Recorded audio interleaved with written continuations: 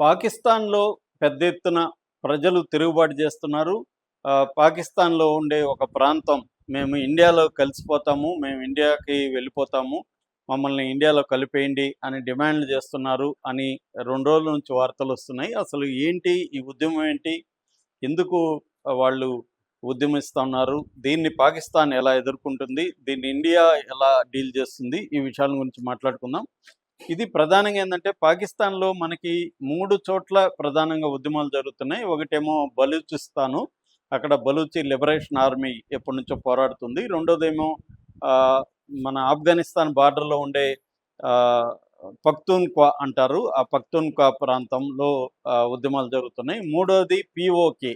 PoK అంటే Pak occupied Kashmir. ఇప్పుడు మనం మాట్లాడుకునేది ఉద్యమం వచ్చి పీఓకేలో జరిగే ఉద్యమం.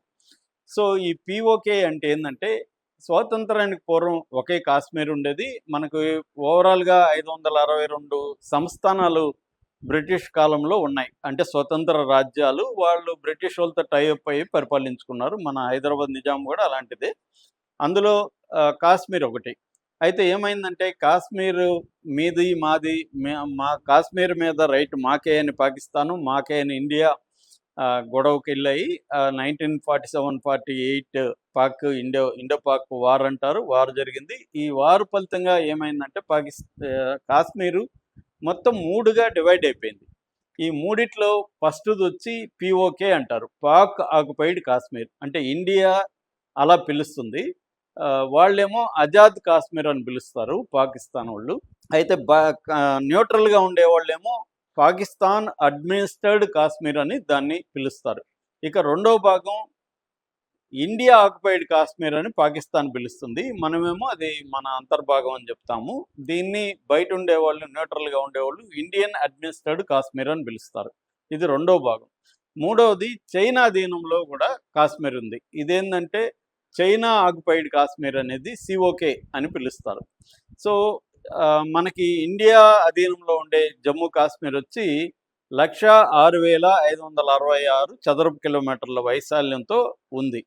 అట్లాగే పీఓకే పాకిస్తాన్ ఆక్యుపైడ్ కాశ్మీర్ వచ్చి 72,935 చదరపు కిలోమీటర్లు వైశాల్యం ఉంది. ఇక చైనా దగ్గర సక్స్గామ్ వ్యాలీ అంటారు. ఈ సక్స్గామ్ వ్యాలీని పాకిస్తానే 1963లో చైనాకి ఇచ్చేసింది.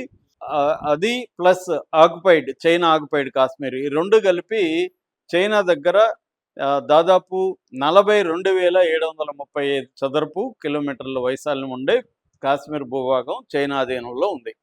ఇప్పుడు ఇక్కడ పీఓకేలో పాకిస్తాన్ ఆక్యుపైడ్ కాశ్మీర్ పాక్ ఆక్రమిత కాశ్మీర్లో గత 3 రోజుల నుంచి పెద్ద ఎత్తున ప్రజలు తిరుగుబాటు చేస్తున్నారు.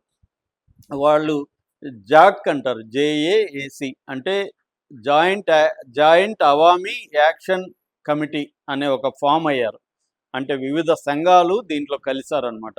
పౌర సంఘాలు ఉన్నాయి, తర్వాత ట్రేడ్ యూనియన్స్ ఉన్నాయి, యాక్టివిస్టులు ఉన్నారు. వీళ్ళందరూ కలిసి జాయింట్ అవామీ యాక్షన్ కమిటీగా ఫామ్ అయ్యి ఈ కమిటీ ఆధ్వర్యంలో 3 రోజుల నుంచి షాపులు బంద్ చేశారు, రోడ్లు ట్రాఫిక్ ఆపేశారు. మొత్తం జనజీవనాన్ని దిగ్బంధనం చేసి సమ్మెకు పిలిపించి ఆందోళన పెద్ద ఎత్తున వేలాది మంది వీధుల్లోకి వచ్చి ఆందోళన చేస్తున్నారు. దీని మీద పాకిస్తాన్ ఉక్కుపాదం మోపింది. పెద్ద ఎత్తున ప్రజల మీద విరుచుకుపడింది. ఇటు లాఠీ చార్జీలు కావచ్చు, తర్వాత గ్యాస్ వదలడం కావచ్చు, ఇవన్నీ చేసి కాల్పులు జరిపింది. ఈ కాల్పుల్లో ఇప్పటి వరకు ఈ 3 రోజుల్లో 12 మంది పౌరులు చనిపోయారు. అట్లాగే పోలీసులు కూడా 3 చనిపోయారు. దాదాపు 200-300 మంది గాయపడ్డారు. పోలీసుల్లో కూడా ఒక 9 మంది సీరియస్గా గాయపడ్డారు. సో, పోలీసుల్ని కూడా కొన్ని చోట్ల ఈ సంఘాల వాళ్ళు ప్రజలు పట్టుకొని వాళ్ళని మోకాళ్ళ మీద కూర్చోబెట్టిన వీడియోలు కూడా బయటకు వచ్చాయన్నమాట. అంటే ఇది వైలెంట్గా మారింది.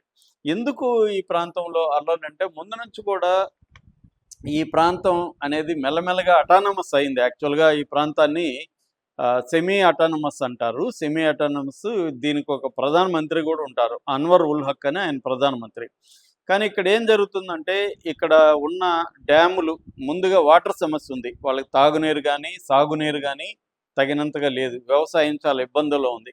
ముఖ్యంగా ఈ ప్రాంతంలో ఉండే మంగళ డ్యామ్ గానీ, లేకపోతే నీలం జలం అని అంటారు. ఈ 2 డ్యాములు ఇక్కడ ముఖ్యంగా మంగళ డ్యామ్‌లో హైడ్రో పవర్ ఇదంతా ఎలక్ట్రిసిటీ ఉంటది. దీన్నంతా వీళ్ళకి చెందకుండా దీన్ని పంజాబ్ ప్రావిన్స్, పాకిస్తాన్‌లో గూడా ఒక పంజాబ్ ఉంది. ఆ పంజాబ్ ప్రావిన్స్‌కి ఇది తరలిస్తున్నారు. దానివల్ల ప్రాబ్లమ్. అట్లాగే నిరుద్యోగం దాదాపు 25% అన్‌ఎంప్లాయ్‌మెంట్ రేట్ ఉంది ఈ ప్రాంతంలో, పీఓకేలో. అది మేజర్ ప్రాబ్లమ్. అట్లాగే వీళ్ళకి ఈ మధ్య రీసెంట్‌గా ఏం జరిగిందంటే, మామూలుగా అక్కడ కాశ్మీరీ కాందిసికులు అంటారు. రెఫ్యూజీస్‌కి అక్కడ పాకిస్తాన్ అసెంబ్లీలో ఒక 12 సీట్లు రిజర్వ్డ్ ఉంటాయి. దాన్ని తొలగించేశారు వాళ్ళు. దాని మీద కూడా చాలా సీరియస్‌గా రియాక్ట్ అయ్యారు ప్రజలు.